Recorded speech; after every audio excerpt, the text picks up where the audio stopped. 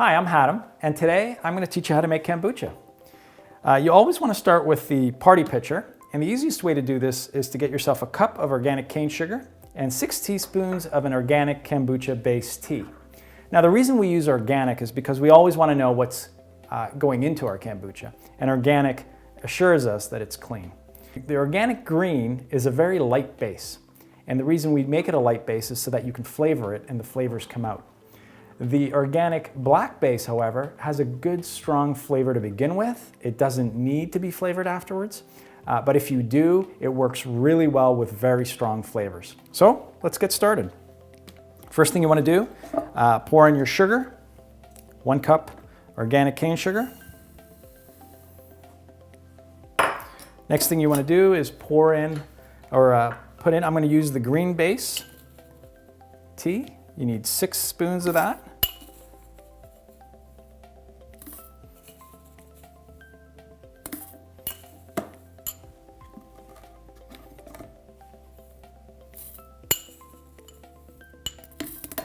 Finally, you just want to add about 3 to 4 cups of boiling water.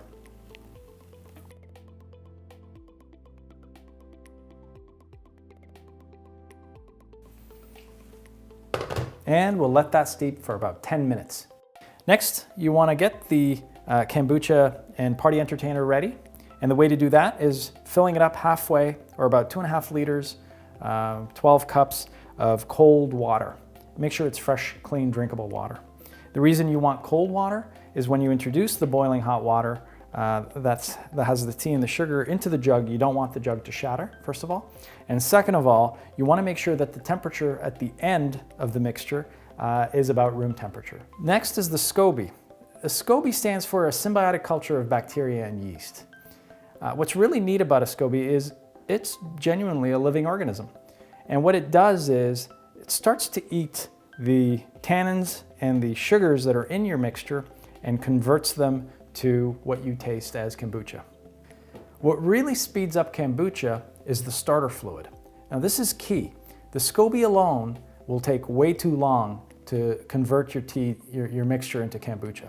Now, you might ask, where do you get a SCOBY like this? Well, there's a couple of ways. You can buy them online.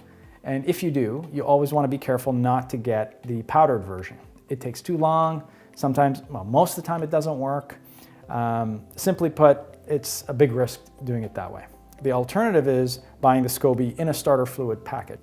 And then there's the final option. If you can't find it online, or if you don't trust it online, the best way to do it is to buy kombucha at your local store and let it sit outside for a few days, and it will start to taste a little vinegary. Pretty soon you'll start to see a little SCOBY floating inside it, and the longer you wait, the more vinegary it tastes, the better off you are to make kombucha out of that. So that will be your SCOBY and starter fluid. Okay, now that the tea is ready, we're going to take the loose leaf tea out with the filter, and we're going to make sure that we stir the sugar so it's completely dissolved in the water.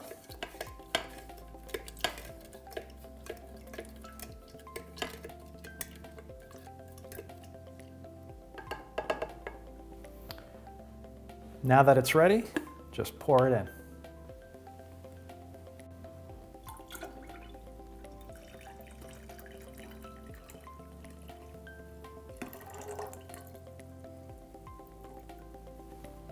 So, always make sure you check the temperature of your mixture before you put your SCOBY in. The best way to do it is to put your finger in and test it yourself. Now, a note of caution, always wash your hands really well before you handle your SCOBY or put your fingers into any of these components.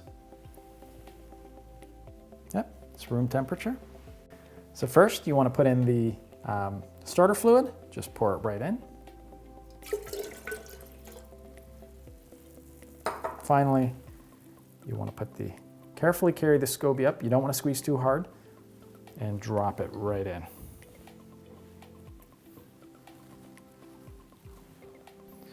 Once you've got all the pieces put together, you want to make sure you cover your kombucha and put it in a dark spot at room temperature. Or the best thing you could do is get a universal kombucha cover, and this works really well for two reasons. Number one, you want to keep flies, bugs, and dirt out of your drink. Fruit flies have a tendency to burrow, and you don't want them burrowing into any other kind of cloth. And the other reason is to keep it dark with the ability to peer in every now and then and see how your SCOBY's doing. It takes about 7 days for the flavor to be just right, like you would buy it at a store. If you find that you missed that sweet spot and it got a little too bitter, the best thing to do is add a little bit of sugar, and that'll bring it back to a tastier drink. When your kombucha is ready, all you really have to do is pour it into your favorite bottle. So the brew and serve bottles are perfect. Always use a filter, or you can use our stainless steel funnel and filter. And the nice thing about this is it will trap any floating SCOBYs that are already in the drink. So you won't get that while you're drinking, get a SCOBY in your mouth. So you fill up your bottle, you seal it, and then put it in the fridge. Kombucha is an amazing drink. It's full of probiotics, and it's got antioxidants from the tea. It makes a great replacement for pop. And doing it yourself, it's a whole lot better than buying it at the store.